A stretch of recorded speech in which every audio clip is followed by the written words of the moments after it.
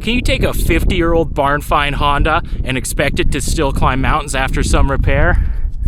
Stay tuned to find out.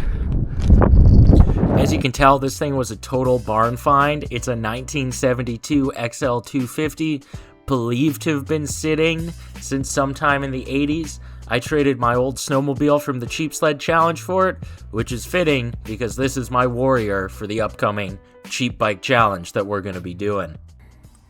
All right, here it is. I just picked up this 1972 Honda XL250. It's pretty well complete. He's got the air filter and cover. It's in all right shape, you know, for what it is. It doesn't run, but it turns over and burbles with some carb clean kickstand or Kickstarter kind of ratchets. Throttle's stuck-ish. I'm wondering if maybe the return cable's seized or something. So get that freed up, get it in the shop, get it running. I think this was a reasonable trade. It's a pretty cool bike. It does have some collectible value once it's fixed up. And I'm happy to get the sled out of my yard. So let's take this into the shop, see how we do. Nice. It was the return cable. Having established that the carburetor wasn't seized, I decided to remove it and give it a cleaning. Ooh, that is gross.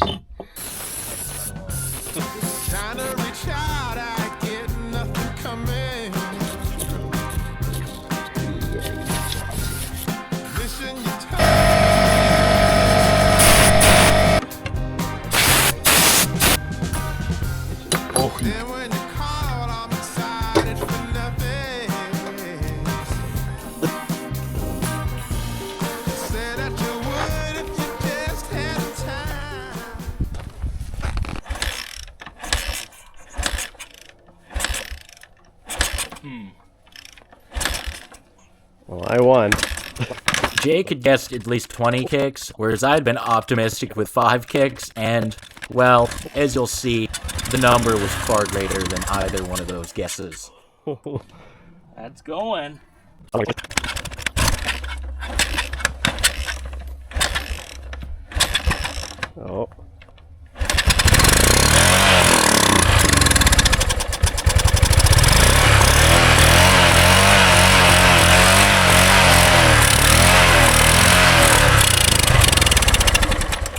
Okay. Ran out of fuel. Probably, but ooh, that smells that's interesting. smoky. But that ran. Certainly did. Tank on. Oh yeah. Oh, that's probably good if it's all gonna leak out. I don't see it leaking out yet. Nice. Is it in the hose? It is. Wow, it works. Bonus. Nice. All right, now 3 kicks. Yeah. 3 kicks was optimistic. So the 1972 XL250 is widely considered to be the first 4-stroke dual sport motorcycle. So it seems like a fitting unit to use for a cheap adventure bike challenge.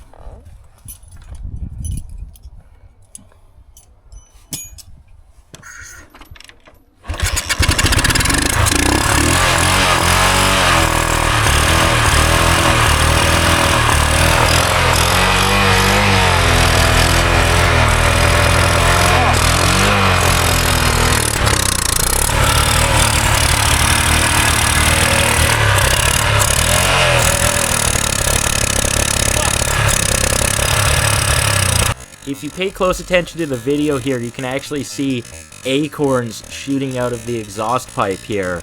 And I didn't realize this until after watching the footage, so obviously some sort of critter had made a home in that exhaust. Probably the same one that destroyed the seat.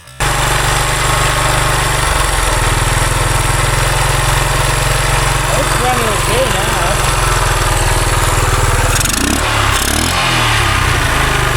Sounds sporty.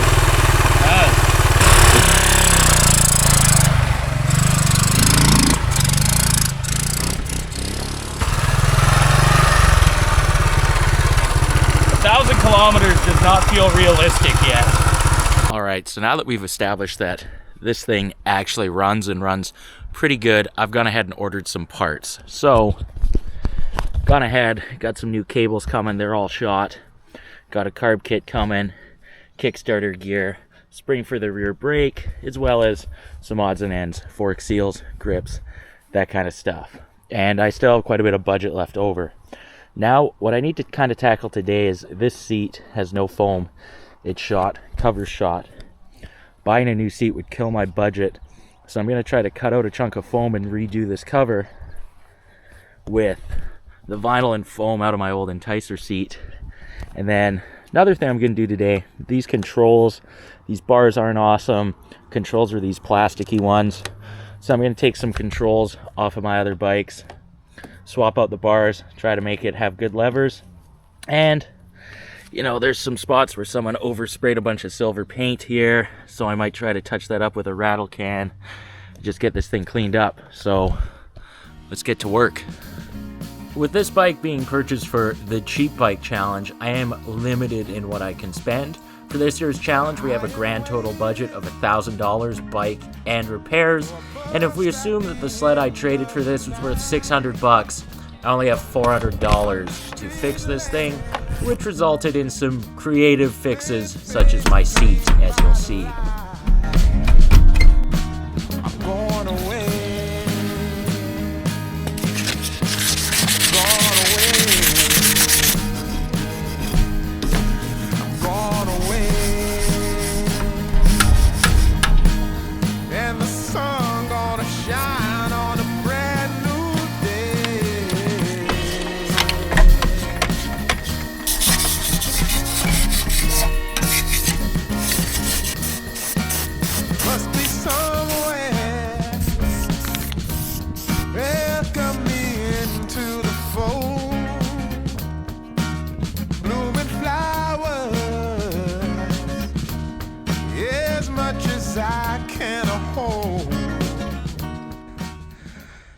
Alright, I've put a couple hours in on this morning.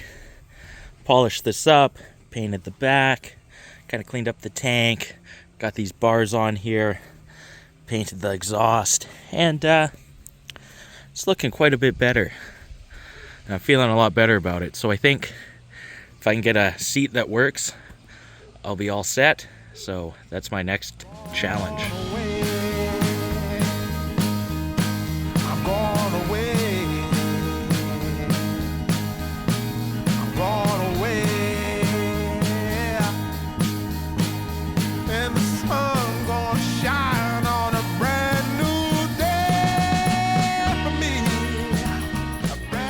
Well, by no means my best work, but this will kind of hold it together. And it doesn't look too terrible. So let's get it on the bike. Oh yeah. Although not my best work, for something I spent no money on, this seat will do. People complain about trail wings today, but did they complain about the trail wing 5A back in the day? Probably. 1972 tire coming off. Got a fresh tire on here. Traded a young man a used tire for these foot pegs. Got the rack kind of mocked up. Looks good. It's 80% there. Missing this part. So again, gonna use an Enticer part. Make that work. The seller was kind enough to include 80% of this factory rear rack, and with a little welding, I had it back to its former glory. Alright, just got the rack fixed up. That with the foot pegs. And it's starting to look like something that could go 1,000 kilometers. It looks the part.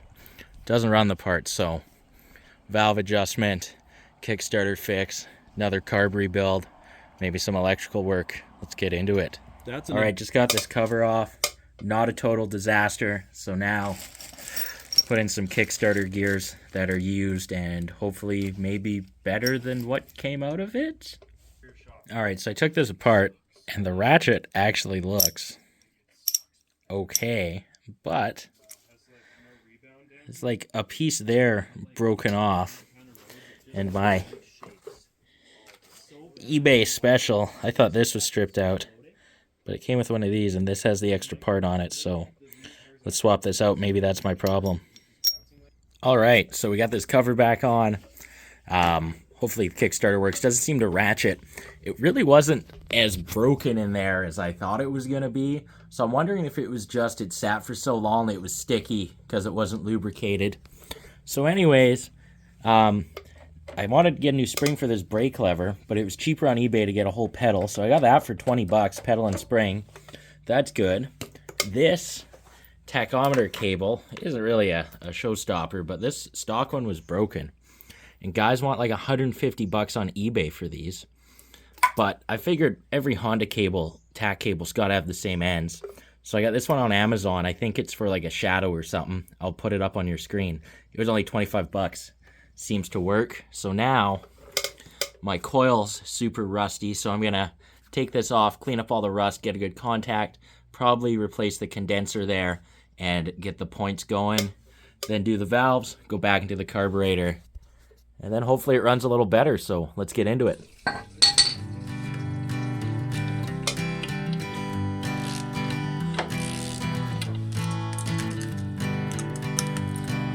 Hanging on, walking tall. Some days I got no use for it all.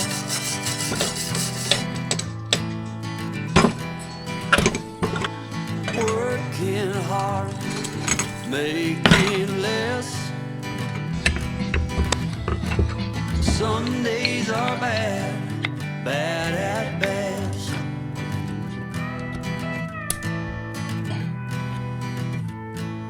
Foolish notions, foolish life. I bet it's been a couple decades since this thing went for a legal ride down the road, so let's go see how it does. Gotta use my hand signals. Doesn't have turn signals, doesn't need them. It is so weird riding without turn signals legally.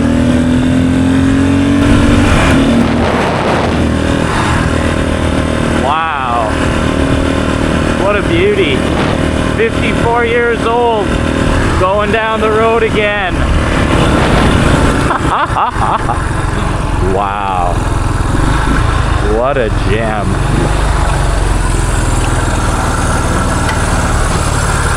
And it just idles beautifully.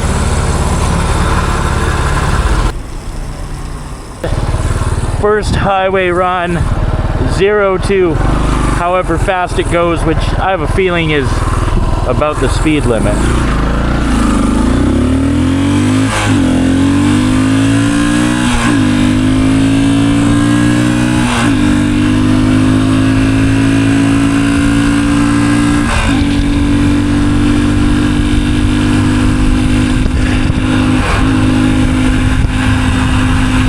Yep, about the speed limit.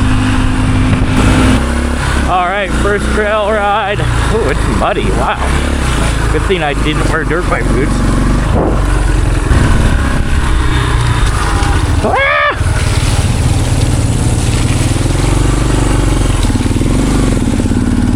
Ha! He got overtaken. Oh my god.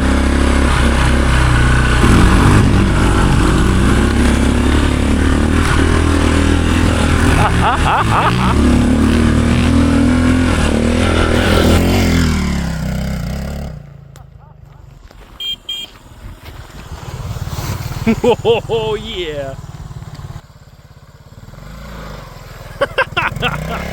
Yeah, buddy. Honda power. All right, so after yesterday's ride, the suspension on this thing definitely showed its limits. On the rear end, I just softened up the preload adjusters, and the front fork's pretty tragic. So I'm going to do a bit of a budget rebuild. I got some seals for real cheap online. These are like 12 bucks here. Got a couple random pieces of pipe. Going to make some preload spacers. And then some new 20 weight oil.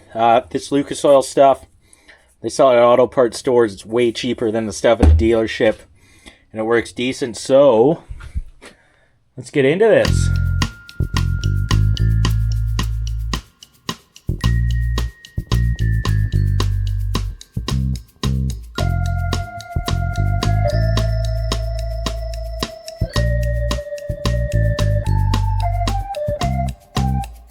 In the morning, I wake up feeling no pain. Long stretches, I get to remember it. I'm curious to see what kind of improvement my fork mods have done. The chain probably won't make much of a difference, although I did put a 15 on the front, so maybe we'll be a little more highway cruisy.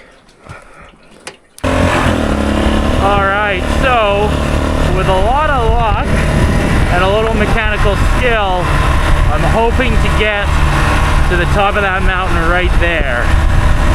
The best part about it is it's all up. So if it breaks down, I can just coast down the hill, which is possible.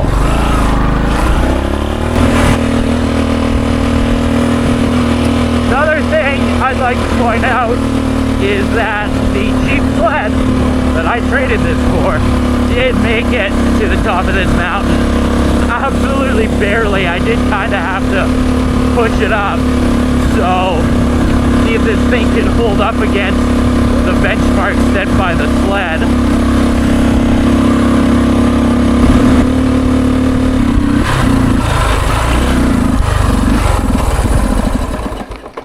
I guess I got a little too confident in this thing's ability as it dies.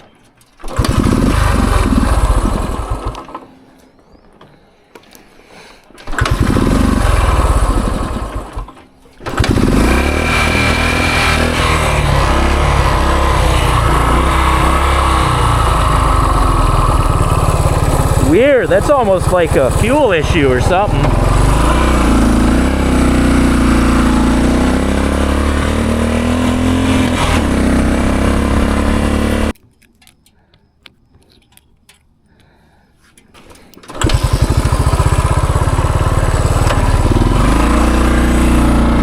See if it's any happier.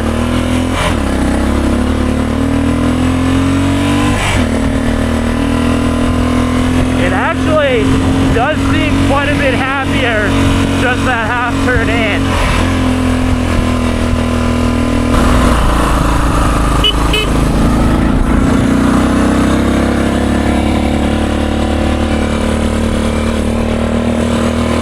Well, the views are already pretty darn good, so won't be a tragedy if I don't get to the top.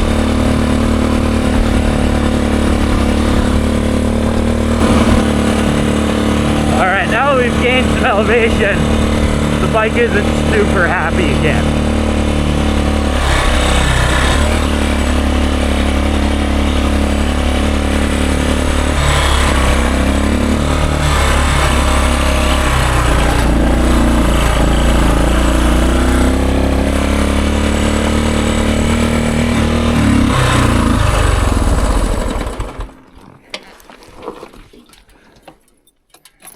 Well, hopefully that's not the end of the line.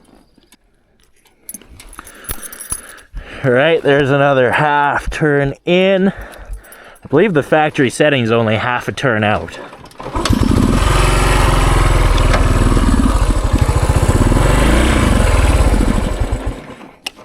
That is not a great sign of things.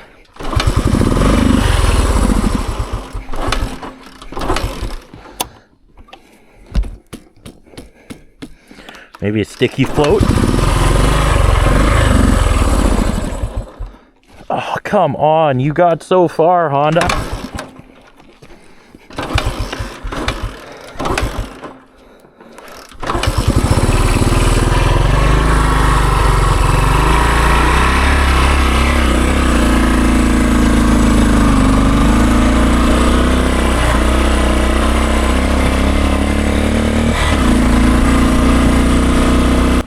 Besides the obvious running issues, the suspension was now way better.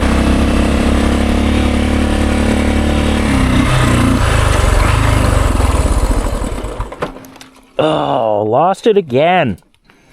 I'm curious if this is a fuel or electrical problem. I mean, does kind of feel electrical at this point.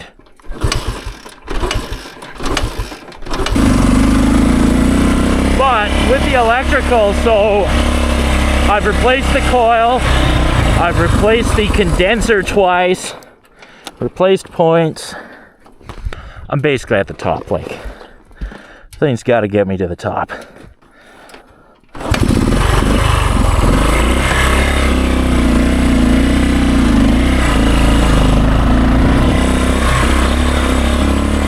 That one might have been the kill switch.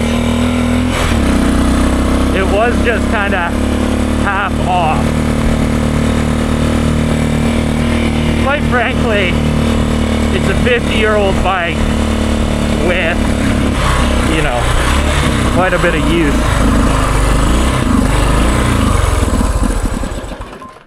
Come on, Honda. You gotta get me to the top.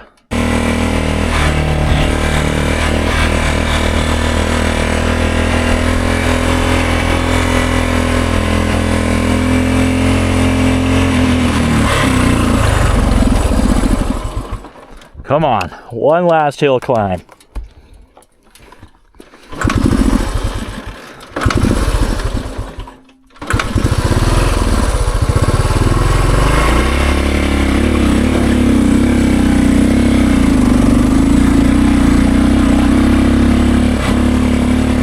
Come on. It's getting to the top under its own power.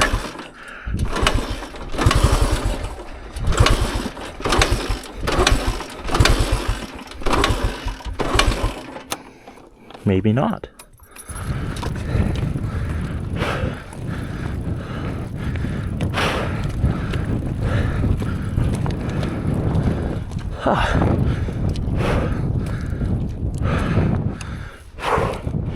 Well, that counts. It got here.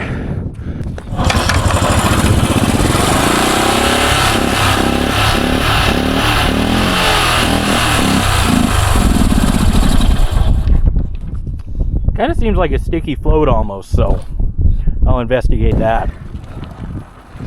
Well, I checked the float bowl, I removed the screw, and gas came pissing out quite consistently. So that leads me to believe that my float is not sticking. So, either the bike really just doesn't like this elevation at all, which is totally possible. It does seem to be jetted quite rich from factory. Or I have some sort of intermittent electrical problem still, which also quite likely. It is a 50-year-old bike, and I always kind of tell people, you know, it's not that hard to get one of these old bikes running. It is, however, quite difficult to get it to be a reliable daily rider. So clearly I still have some work cut out for me.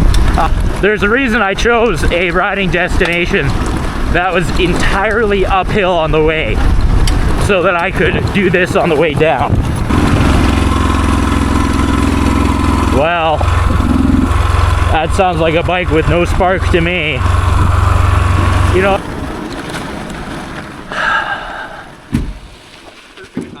yeah, my hero.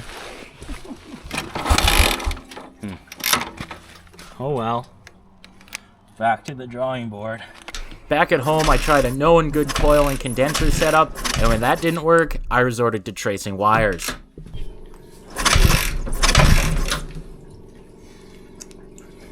Okay, let's test it right at the stator.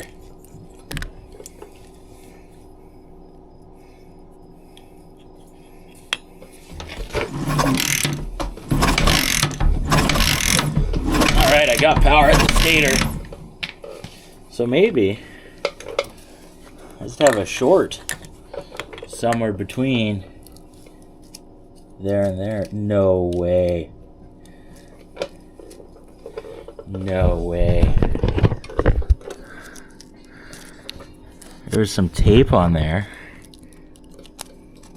Looks like that got sliced somehow. I'm not really sure how this wire got sliced, but judging by the corrosion on the wires, probably didn't happen recently. Anyways, I know someone's going to comment that they absolutely hate these crimp style butt connectors, but when I've used the heat shrink ones and I've crimped them properly, I have never ever had one fail. And for safe measure, I decided to tape the crap out of this and put an old tire tube over it so nothing could rub through it again.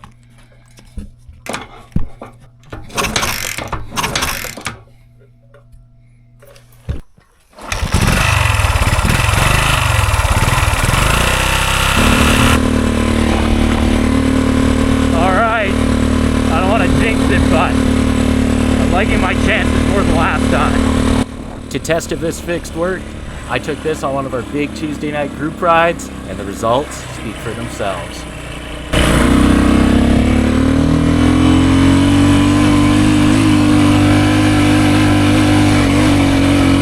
Hopefully you've been enjoying this video and my other cheap bike and adventure content. Be sure to subscribe so you don't miss our upcoming cheap bike challenge, where we're going to be taking 4 or 5 bikes like this on a big moto camping adventure. Oh. Nice.